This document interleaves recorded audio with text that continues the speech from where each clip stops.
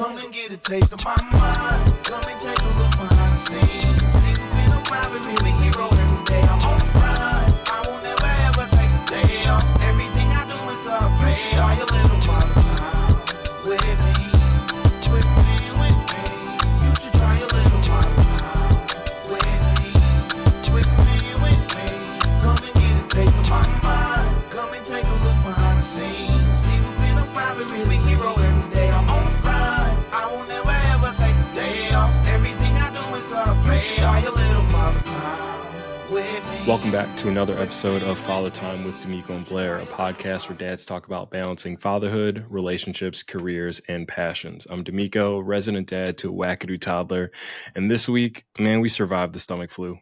It was a rough week. It was a rough week. That's crazy. Yeah, whole house, you told me. And I'm the play partner host of Motion Country Cousin Blair, K. Sir Winnie, out here in the snow in the Pacific Northwest. It's fun. It's nice. But That's wild. It snows out here every once in a while, though. It's not like it's like rare. It's just when it happens, you get like everybody outside gets the day off from work, like nothing's open. Everybody's doing donuts or trying to hit the mountain. So it's fun. It's fun. Well, I wanted to start this episode. I texted you the other day. Obviously, we had not posted when we recorded this episode, hadn't posted an episode for recovering, all that stuff. But you had sent me over the episode, and I told you, I'm like, yo, hey, I had something to say to you about this edit. I'm in it right now. Mm-hmm. What were your thoughts when I gave you that text, or however I worded that text? No, I was just like, if there's something that needed to be fixed, like let me know so I can go back to the house. I had the day off from work. I was at the shop, but I had some time to head back to the crib and block off. So it was like, there's no need to wait a day. Just tell me if I need to go back to the house and fix something. Yeah, no, it wasn't even that. It wasn't even like a bad thing. I think I even said, no, this is a good thing. This is a good thing. Because that was the first episode I think you were editing for the season. Mm-hmm. I was kind of like, I mean, we talk about this when we edit our own episodes, like you kind of become desensitized to the conversation. Like you watch it one time and then you're just like finessing it, you're just like, hey, I'm editing. But when you send me over an edit, it's like, oh no, I get to see the conversation through your eyes for the first time. Like I was there and I was like, I caught myself smiling, getting all giddy. And I was like, man, I really do love what we do. And I love that I do this with you. And so I wanted to like, bro, we've been doing this for a year. Yeah, man. It's been an entire year, which is crazy as shit. That's crazy. Like that's so wild. And I'm gonna look at the camera and I'm gonna look at you and the camera, but like Blair, I love you because I get to go on this journey with you, and you know this. Kate knows this. I love this show so much. I love working on it. I love learning more about it. I love talking about our friendship, my relationship with Kate, me being a dad to Mayari. I love it so much because working on it pours into my cup. And I was kind of going through like some of the fan questions. But this was one I was like, this is me telling the story anyway. Like a chance encounter that changed your life. It was the day you asked me to be on your podcast. Yeah. And then this happened. And so like, I'm eternally thankful. And I know I've told you this on our phone calls, but I was like, I can't say it enough. Of how much joy this show brings me. And I was reminded of that when I watched the beginning parts of your edit, because I was like, man, I'm really a fan of what we're doing here. Yeah, for sure. And I do love it. No, I feel you on that, bro. Like I told you when we talked, I find myself doing the same thing. Like every time I start like the edit, it's like, all right, especially when it's the first edit of a new season after we've had a break. It's like getting back in the car after a long ride or some shit. Like, you got to head back home. So it's like, all right, 2-hour drive back to the crib. But once you in it, dog, it's so fun. And we have we got good balance. You know what I'm saying? Like we know how to talk off each other, and we've learned how to like bounce off each other when we're talking when we have guests on, and also learn how like what we enjoy doing, like what we enjoy talking about on here. Um, and we created that, and it was cool. We created a platform that we can like have, whether it be with just ourselves, you and I, or with guests on. We have dope ass conversations with people about how cool it is to be a dad, whether it's like the inner workings of it, the stresses of it, um, the questions of it, like whatever the people have, whatever we talk about. And it's, you know, it's corny as shit, but it's the beginning. Like, it's literally the intro. It's like balancing all those things that makes father time. So no, man, I appreciate you, bro. I love you too, dog. Like this is a great journey to be on. Something that, again, when you first asked me to do it, I did not want to do a podcast again. I didn't want to do this shit because I understood what comes with it. It's not forcing people to shut the fuck up. It's trying to figure out how the conversation flows for my listening ear and viewing ear and my co-host, or how that person wants to be portrayed. They're entrusting us to be the editors, and that's why we haven't had anybody else try to edit the pod, because it just, the one time we did, it didn't work out. Not for a lack of like it flowing well, but it wasn't an edit. It was just like slapped together, glued together. Yeah. Last It didn't minute. really feel like our voice, you know? No, it wasn't. And that's not a knock to the person. Like, it was their first time legit watching our pod. They watched it in real time, and then it wasn't for them. So but no, like we know what we want. We know how we talk. We know in the time of recording what conversation actually hit and why it meant so much. So that has to be put up here. Or that part was just like filler conversation. Like, cut that out. That question didn't need to be asked. Cut this whole segment out. No, there's times where it's a battle for both of us, where it's like, damn, dog, like we probably do need to shut the fuck up a lot of the time, because Bro, it that's is how I like felt. 30 to 40 minutes of like dead time, but then That's that makes the exactly how pod. yeah, that's exactly how I felt during last week's episode that would have dropped, Keith's episode. Yeah. That whole conversation was, I loved it. Yeah. I absolutely loved it. Didn't want to cut a minute of it, which is why I again enjoy seeing your edit, because I'm reliving the conversation through your eyes in a condensed form of like the highlights and the things that hit for you, knowing that they're going to be similar to the moments that hit me. But I was like, it's just very rewarding. Just I'm like, oh man, I get to see my guy work. Like he put Hell work yeah. into this. Yeah. And 4 o'clock in the morning type shit. Sick as hell type shit. 4 o'clock in the morning. Yeah. Yeah. All right. So sentiments out the way. Let's get into this week's unsung father of the week. Oh, this is an interesting one. Like, because we're obviously always talking about like the good fictional father, and obviously with Keith's episode, we have a not top 10 fictional father. This one, I don't know whether or not this dad is a good dad or a bad dad, or just a realistic dad. I don't know, but I know that he's not a dad that's ever going to be on someone's list or someone's going to think about. But probably my favorite. Ooh, man, that might be one of my favorite basketball movies. The 90s classic, He Got Game. Jake Shuttlesworth is this week's forgotten fictional father. Obviously, in the 90s, Ray Allen, Jesus Shuttlesworth, like, I think I remember rewatching it and being reintroduced to the movie right at the cusp of him breaking the 3-point record. And then I ended up like having drinks with him, but like dope movie. But like you kind of forget like that Denzel Washington's playing a dad. Like he is, but he isn't.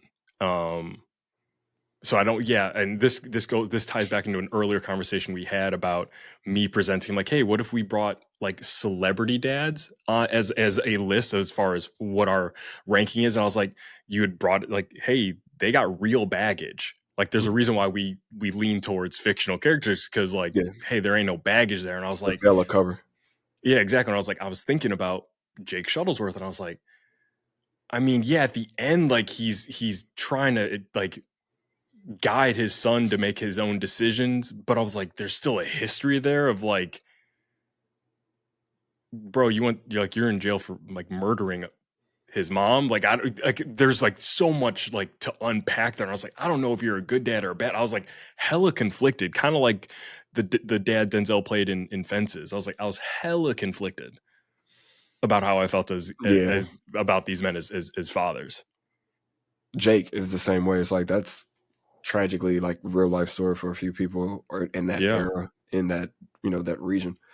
But yeah, great fucking pick, man. I mean, it's if we're talking about what you propose with like having a list of real men on here, you can use Jake as an example of why we wouldn't, because although to the public perception he could be a great person, behind closed doors we don't know who they are. So like that's why with movies and books and shit like that, it's easier to pick those people because we can pick and choose what we like and don't like.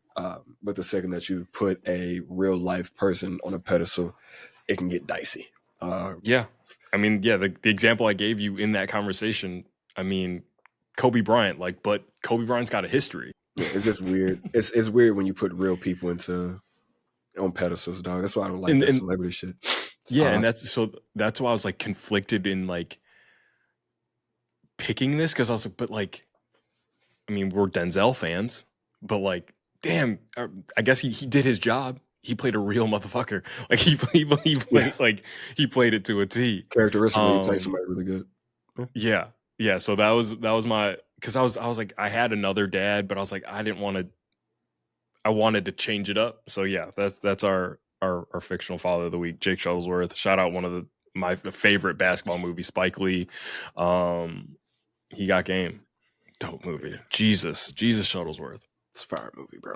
All right, what you got? So I think we have a video queued up. Yeah, let's get right into that one, I guess. It is one of those videos we've been introducing things that we could talk about. It's already digestible content that you guys have probably seen come across your page, but it's just something that we want to talk about and discuss on here. This is a video from Mr. Jason Williams. He has a book out called Be the Man, Be the Man When the Time Requires, or something like that. Hold on, let me make sure I got it right. It is called The Man the Moment Demands. That's the book. So this is the author is Mr. Jason Wilson. The Man the Moment Demands. It is a book about embracing transparency and express the full spectrum of your emotions while maintaining self-control. Jason Wilson, excuse me. If you haven't seen him online, or if you don't know the name, you probably seen him online with the videos of him and his dojo. He's a sifu. He is teaching young men the art of self-control via like taekwondo, karate, things of that nature. So you probably have seen the videos of him. You just don't know the name yet. And when you see the beard, you'll definitely know who the hell we're talking about. So let's get the video queued up. Knock it down. And fatherhood is challenging.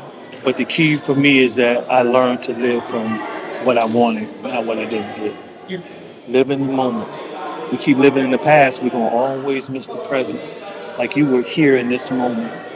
So to stay in the moment, go tell them, say, hey, I want to let you know who you are. Allow yourself the freedom to express that. You a beast, dude. You don't have to worry about him being soft. You model it, so he already got that. He just needs your love. So he has to first receive nurturing before he can exude it. So for so many of us as men, we haven't received nurturing. And then when we can receive it, we won't allow those who love us to nurture us. We got this. What we lack is the other attributes of a comprehensive man. One of them being a nurturer. The lover is more than sex. You can't even be a good lover to your wife if you don't even love yourself. That's correct. You see? That kind of echoes a lot of the things that we've said during season, I think 2, like 1 and 2, when we were trying to get you guys to understand like the full spectrum of this show. This is something that a lot of men don't do in general is exposing themselves or having a transparent conversation with another man in a vulnerable state, like a I see you state, right? So, Mr. Jason was talking to the father there, and a lot of those things hit home because, like, as men, we are all trained and conditioned by either our moms or by like the neighborhood or whoever the male figure was in your life, to be a dog or to have like an aggressive side to you. So like we all know that like the is in there. But what happens when you have to like stand in the face of bullshit while being as mad as you are and as mad as you could possibly be without losing control? And I think the one of the I think like Samurai's parable is much rather be a warrior in a garden than a gardener in wartime. And I think that's kind of what Jason was saying there. It's like, yeah, like it's cool to teach your son how to be tough. Like you ain't got to worry about your boys being soft if you walk around and motherfuckers are intimidated by you or you talk your shit. But what you do have to worry about is your son imitating that and mimicking those actions without having the same discipline that you have to not just go into Walmart and fade off on people. But to the little homies, to the tiny lokes, like they don't know that. So there's nobody telling them to work and move from a place of what am I trying to say? Nobody's there to teach them that it's okay to separate or to have your emotions, but separate acting upon them. What do you got? So I was kind of taken aback by the receiving, nurturing part. When he's talking about his son in the video, like, hey, he's got to learn how to. He's not going to have to learn how to be hard and be tough. He's going to see that. It's, hey, how do you receive nurturing? How do you receive the blessing? I was like, oh yeah, like that's something that as men, I guess, and especially black men, we don't know how to receive that. Some of us don't know how to receive a blessing when it's right there in front of us. Like some folks are out there praying for a blessing. It's right there, but you don't know how to actually receive it. So then you over here still praying for a blessing that's literally sitting right in front of you. And so that's kind of what I was getting. I was like, yeah, that's a skill you have to learn. And I kind of felt that I was almost tested in it with Keith's episode. Y'all talked and gave me my flowers, and it even in talking about it's strange about me being a friend, and it was hard for me to just like, oh yeah, thanks, like I appreciate it. Like I'm seeing that more often than not with other people. Like I have no problem telling you I love you, and that being it. That's a complete statement. I've got no problem calling up whatever friend. It could be Keith. I'm like, yo, I love you. Like I got no problem calling up my friends and telling them I love you. Now, do they have a problem hearing it? Like you gotta like that's what, like it's just really strange to me. But going back to this video, being able to love yourself in order to love others, I think is huge. Like I'm a big proponent of like filling your cup up first, and in the most selfless way possible. You have to be selfish. Like I gotta be me in order for Mayari and Kate to get me. Now, luckily, I become me by talking. Like we had talking about being present, being open with our emotions. Again, another reason why I'm so thankful for the show is that it is everything I've been wanting to do on my own, as far as like a YouTube channel of like, hey, I'm going to do a daily vlog so Mayari can see what a day in the life of her pop is. I'm like, nigga, I'm doing it right now. I'm talking about being a dad right now. It's just not cinematic in a vlog form. It's in a podcast with my best friend, and he's talking about him being a dad. Yeah. So I get to relive this. Like we just said, a year ago, we started this journey. Yep. I get to relive how I was as a dad to a 1-year-old. And it's out there. We got the files saved. Even if YouTube goes away, we still got the files. I can watch this for the rest of my life. Yo, Mayari, you want to see what a knucklehead your dad was? Come check it out. Yeah. Like we have it. Like we said in Ashton's episode, like if Mayari or Penelope or any of the kids of the fathers that we've had on wanted to like gotcha, like quote These us, are the moments. hit us with a quote that we said, like it's like what PJ was saying to Derrick Rose. You trying to be good, you trying to be great. Like he held his dad accountable in that moment. Mhm. That, oh my God, that speech, I get chills thinking about it right now because like that's how I feel about how I try to be a dad, try to be a husband. I hit myself. Are you trying to be good or are you trying to be great? Because there are a lot of like good dads out there, a lot of good husbands. Like my family, my wife, my daughter, they deserve great. I gotta do that. As far as fatherhood, I can never claim that I'm a great dad unless Mayari says I am. Yep. All I You know think is it all I'm. day. I don't even think it. All I know is I'm trying so fucking hard, and that right now is enough. And I was literally like hypothetically thinking of like, all right, what's the thing that, because I can't be everything for Mayari. You know, like I can't, like you try to be, It's you try to impossible. be, but like I look at like my relationship with my mom or my relationship with my dad, there are the shortcomings. I'll always be able to find that. I know Mayari will find that in me. Either I'm going to be too strict or she wanted more emotional support. I coddled her too much, or I took the foot off the gas too much. Like she's going to find something. I know that. The question is, will I be okay with it? You know, like, am I willing to say, hey, you know what? I'm okay with being a little strict on you because look at where you're at. Now, outside of that statement, can you say I'm a good dad? Okay. However Mayari decides it to be, all I know is I'm going to try. I'll never claim that I'm a great dad. And this goes back to the title of this man's book is a dope ass fucking title. Yeah. The man, the Be the moment man. demands. Yeah, that is how I've viewed fatherhood. Is I have to be the father that Mayara needs me at that time. Whatever that is, I can't think about it in the future, in the past. Whatever today requires, I have to be that. There you go. That's the one size fits all great dad moment. Can you adapt at each moment, at each turn of your child?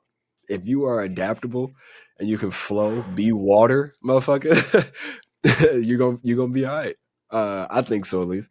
And that's coming from a fatherless son, fatherless father.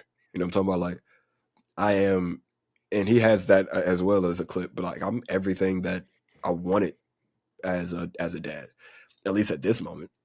Mm-hmm. Somebody to be interactive, somebody to be there to drop gems whether I want to hear it or not, to push me to be my best whether I like it or not. Because I know cuz don't like to hear it. I know she don't want to hear her dad say like, yeah, you just got to school 8 hours, that's lit. All right, we need to still do some homework over here though. I know. I got a 'Cause, video nigga, for I was that next hot week. too. I got a video for that next week. Yeah, nigga, I was the same way too. And what's gonna fuck up is like one of us has to be smart. Because I just Googled some like 5th grade math homework. I'm not gonna be able to help you, cuz like you gonna fail. I can't pass Are You Smarter Than a 5th Grade? It's a video game, shorty. And they update that constantly. So you fuck if you fucking with me. So you gotta try to be good at this, dog. Like I'll be telling you all the time, you gotta be smarter than daddy. Teach me something. At what point do you that tap out? At what point do you tap out for homework? Nigga. Now, nigga. I'm there. I'm fighting for my life. I'm fighting I'm out here demons. fighting.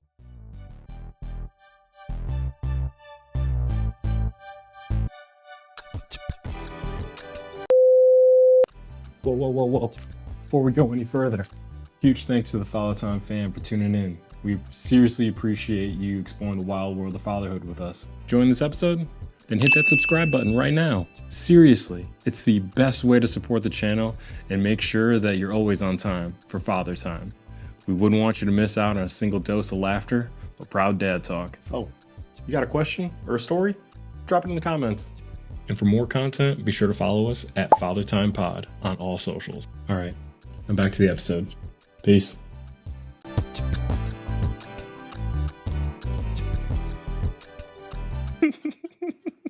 So I got a question on the line of kind of reflecting over the last year of doing the show, being a dad. What's one thing that you're proud of yourself as a dad over the last year of doing the show, as well as what's one thing that you're proud of Penelope over the last year? Obviously, because every week we say, hey, this week Penelope did this, Mary did, like, what's the one, like, if there was a moment that you could pluck out that you're really proud of yourself or Penelope? So for me, it's like just seeing her continuously grow in school and in her little personal life with her homegirl. And then for myself, I don't know if I have one like as a dad, just because like I said all the time, like I just want to be able to like be as present and as hands off as possible. But when it comes to the pod, the thing that I'm most proud of is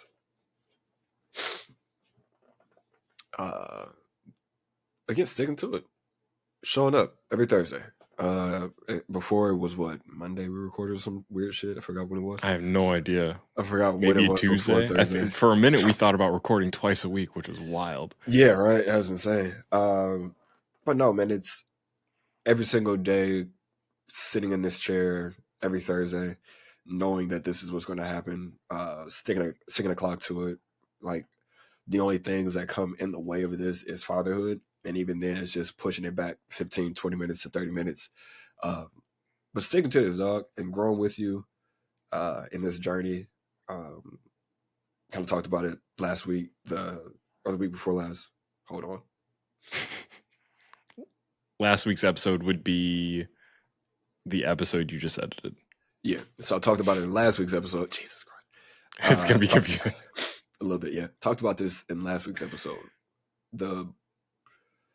The bumps and the headbutting, like I told you, the semi-sparring when it comes to negotiating things, all of those things, bro. It made me more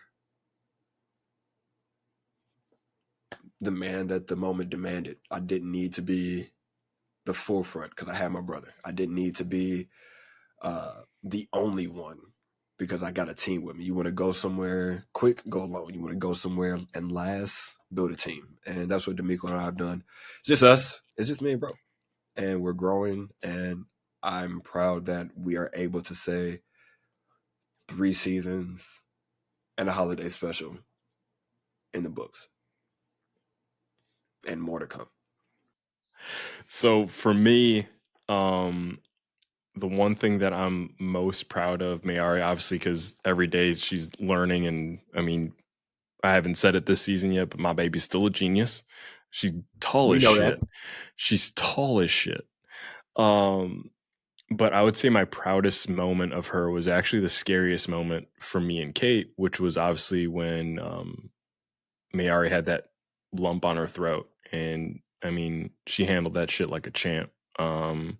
Luckily, she wasn't in any discomfort, but I mean, she may never remember that, but she is right after the surgery was up dancing like nothing had happened. And we still look back at those pictures, obviously, like we talked about it, like we got the rolling albums on the TV and shit.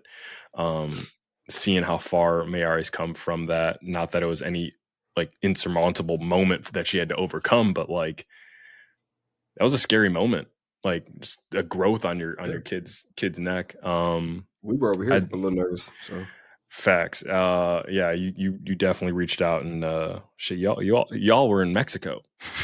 Yep. Yep. You're like, I'll get a new credit card. I'll max it out. I'll max that bitch out. I don't fly out. Unnecessary, but I appreciate it.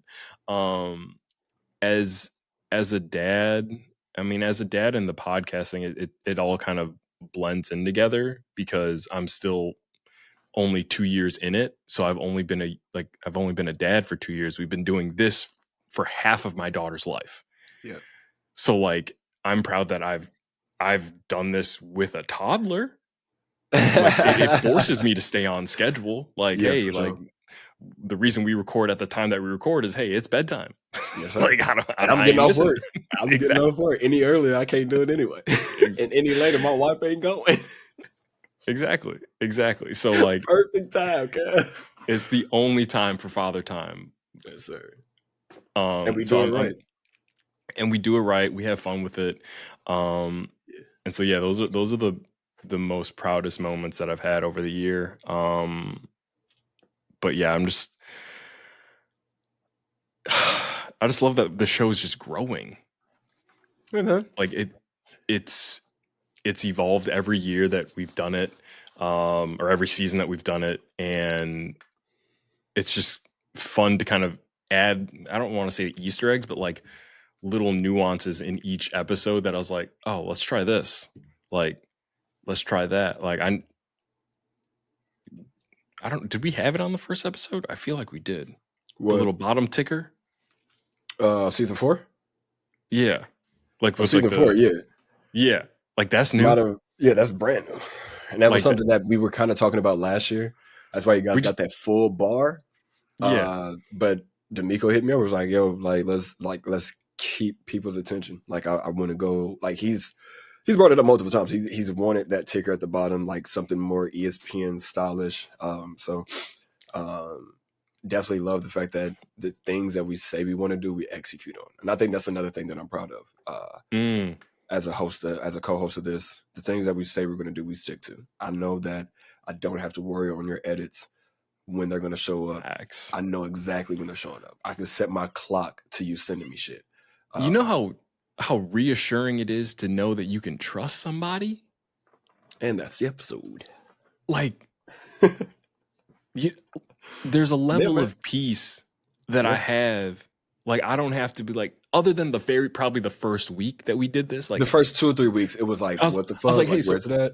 Or not even that, but like, hey, so when's the episode going to be up? At what time? Like, and I'm over here refreshing my phone to make sure it's like, because I didn't know how it works. So like, it says like on Buzzsprout, approximately 6 a.m. I'm like, I'm over here at 6 a.m. Like, I don't fucking see it. Like, what the fuck? Like, but like, the trust that I have in the quality of work that you put in front of me and vice versa, and the time in that you execute it. And I was like, I don't have to worry about it. I got to ask you one time. And it's the first time that we're doing it. It's like, hey, this week's your episode. This week's my episode. That's it. That's it. I think what's crazy is that you've made me a better editor. In a sense of like, it doesn't take me 3 days to do an edit. Doesn't take me, like, I'm not like dragging feet to get the edit done, like how I used to. He said like how I used to. I used to start an edit on Monday, smoke, start playing video games, do it, come back on Tuesday, smoke a little bit. Wednesday, I'm stressed the fuck out because it's an all-day thing. Don't talk to me, don't text me. I'm not trying to do shit. I need to make sure this motherfucker is perfect and sent back. Man. And then Thursday it drops. Talk about perfect timing though. Like, you were still in barber school, so your schedule's a little bit more freed up. Yep. And now you're obviously in a shop, so your schedule's a little bit like, yo, you got to be about this money. And so like, now we got a good system of what that edit looks like. Yes, sir. So God, man. Imagine going through the fucking struggles right now. The first episode of this year, or this season, no, second episode of this season, I was stressed because I was like, oh shit, it's our first guest. No, it was last week's episode. It was our first guest. I was freaking the fuck out because I thought I had blocked my schedule off to be able to get the fuck out of there. And I had 3 haircuts that ran late. So I'm like, bro, I don't even know if I'm going to make it to this fucking edit, like this pod on time, dog. I was so fucking stressed. But now, changed my hours. So if y'all want to give Honor Club cuts, 5 o'clock on Thursdays is the last 4 o'clock. Sorry, 4 o'clock to 5 o'clock is that last booking. Yo, one of these days, I actually thought about this. I'm like, how are you with surprises? Me? Yeah, you like personally. Receiving them? Yeah, like being surprised. I'm cool. Okay. Like, don't pop in front of me. 'Cause I got reflexes, but I'm cool. Yeah, I'm not jumping out of bed. Like, no. Yeah. I don't play that. I've seen too many prank videos. You know what? No. You know what you it get is? swung on. My wife once, my wife and my mom did like a little surprise thing. My wife flew my mom out to Oregon First time her coming out here. And she was telling me, she was like, hey, let's go up to Top Golf. Because it was up in Portland. She was like, hey, let's go to Top Golf. And I was like, why do you want to go to Top Golf? What? But yeah, let's go. Weird. All right, let's So go. we took like a little day trip. Went up there. Like, she was like, legit, she was like spoiling the fuck out of me this whole time. I'm like, what the fuck is going on, G? What the fuck is for real going on? So this nigga's like, she's getting me drunk. Then we're golfing. She told me to bring my camera and was like record the whole thing. I'm like, what the fuck is going on? And then my mom's flight was delayed. So we had to stay in Portland longer. So I'm like, yo, let's head back Let's to go the crib, home. take care of Milo. She's like, well, we got to pick up my friend from the airport. That's why we're up here. It's like, the fuck? Just tell me. And she was like, it's Paz. I'm like, fuck, man, I'm about to cuss Paz punk ass out. Bro, I saw my mom, dog. I damn near broke. I did break down. I just like stood perfectly still, just in tears. So yeah, I'm cool with surprises. Just just don't jump out. Just don't jump in front of me. Got you. Because your boy might schedule one of those 4 p.m. haircut appointments on a Thursday. Surprise your ass. Be like, all right, motherfucker, we're gonna record this episode right here. Yeah, let's go for it, dog. Yeah. I do have a plan on coming out to Chicago in May, so let's do it. Yeah. Yeah, that'll be a vibe. That'll be a vibe. All right, let's get into some of these fan questions. Fan mail. We'll have to come up with a name for it. What are your top 3 things on your bucket list? I want to go to Nigeria before I die. I want to travel and see every sports team that I'm a fan of. I want to see their home stadium, like go to a game in their home stadium in a decent seat. Like, I'm not trying to go to LSU and be in like a nosebleed. I want to be like, give me the rollout. What are those teams? Where are we going? Oh, okay. So United Center in the booth for a hockey game, not a basketball game. I want to go to. I've never been to Soldier Field before, so I want to see this iteration of the Bears. LSU during a night game. I want to go to a America Chivas game in Mexico with my father-in-law. That'd be the 4th one or 5th one, excuse me. So that's the second bucket list thing. And then the third bucket list thing is drive down I-5 in matching lowriders with my little brother Xavier. That's the last You've mentioned that before. Mm-hmm. Yeah, you've mentioned that one before. Yeah. For me, visit my mom's homeland of the Philippines. Have never gone, never been out. That. Yeah, I got to do that. I would love. My Lola's getting up there with age, so might need to move quick. Not super quick, but like, love to go.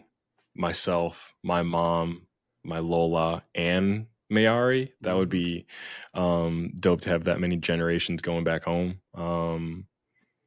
That would be a lot of fun. And I would be the tallest person there. And for a long time, they used to think I was a professional athlete. They would find me on Facebook, and I was still in high school. So yeah, that would be top of my list. Next on my list would be having sushi in Tokyo. I think that would be so dope. I love sushi. That is for sure my comfort food. And then I'd love to see a European soccer, like European football match, like fucking ruckus, just fucking going. Or just like a World Cup final, something like. I just want to feel the energy of a packed soccer stadium. That would be it. So that would be my top 3 bucket list. Next question. If you could only drink one type of beverage besides water for the rest of your life, what would you choose? For the sake of trying to get sponsored, yo, Wink, you drink Wink? Wink for sure, bro. That's what I have. Water and Wink. If not that, probably lemonade. Bet. Would you rather speak every language fluently or play every musical instrument perfectly? I want to speak the languages of all the people. I want to be able to go anywhere and be good. You know what I'm saying? Nigga, Because you I a found spy out being then. yeah. Yeah. Yes. There's I would no, love to be friends with Demo 7. there's nothing else you could do Yes. other than be International a man of spy. mystery. Could you imagine? What about you? Which one you want? I think the languages for sure. I mean, I think it would be dope to just like out of nowhere like bust out a kazoo like and play The it fuck like is a kazoo? exactly. Nigga, you Exactly. made that up. That's an African bug. Bro, you know exactly what it's the cheap little whistle thing that they gave Oh, you yeah. at Chuck E. Cheese. It's that one. Yeah, that's a kazoo. Yeah, I would say speaking every language would be dope. But you can't not either work in government or be a spy. Yeah. Like you just can't be leisurely traveling and be able to fluently talk to everybody. Last question. If money was no object, what car would you drive? 89 Caprice Classic. Bucket. Give me a bucket. Y'all got the right one. Y'all get this nigga money, I'm going crazy. You heard him on the last episode. You heard him on the last episode when he got that stimmy check. He was like, "Hi, hey, O2 Impala, talk to me." 215s in the back. I got. You know me. I got two. I got my real like the real car I would drive. I don't even care. Is a 4-door Mini Coupe Countryman, Okay. and they're basically just like adult sized Mario Hot Karts. Wheels. Yeah, like that's what I like. I'm imagining like I'm on what's that first track on Mario Kart N64, that beach one. Like I'm imagining I'm just driving on that beach with this car, and I feel like I can really whip it like Italian Job type shit, like all that shit. My second pick would be it was a car I remember my dad driving as a kid. And they stopped making these cars in the States, which was a 1988 Alfa Romeo Spider. It was like a red, like a cherry red. It had like the frog frog headlights. Eyes. Yeah. And I was like, man, that's just such a cool car. And it was the first car that I saw had the wooden clutch or gear shift. And I'm like, they had the wheel was wooden. I'm like, this is fancy as shit. I knew it was fancy without knowing anything. I'm like, I was born in 1988. Like, I'm like, this is beautiful. This is beautiful. This is what luxury is. It had the leather seats that really sunk. I was like, oh, I feel nice. I feel nice in this. And it was a convertible. I was like, oh, my dad is balling. I feel like a couple bucks right now, baby. Exactly. You couldn't tell me nothing. That was probably the same time I had to go get glasses for the first time. And the lady was like, what kind of frames would you want? And I was like, I looked her dead in her face. I was like, Armani. And my mom looked at me. She's like, you are 5 years old. What the fuck do you know about Armani? I'm like, my dad wear it. It's good enough for me. No, we could be talking for forever, man. We love you guys. You guys know that. Make sure you leave a like, share. I just found out that comments drives numbers up. So if you want to see more of us, and you want people to see more of us, please leave a comment down below. What is your biggest pet peeve, my people? Or hit that send a message if you're listening. For our listening guests or listening audience, you can still interact with some of your fan questions or whatever. We chop it up about anything. And we want to talk and interact with other fathers. So, with that being said, I am your player partner, host and most your country cousin Blair, aka Sir Winnie, and this is my brother De'Meco. We love you guys. Make sure you tell them about you love them. Broccoli gang. Peace. Come and get a taste of my mind. Come and take a look behind the scenes. See, we've been a father, we hero every day. I'm on the grind.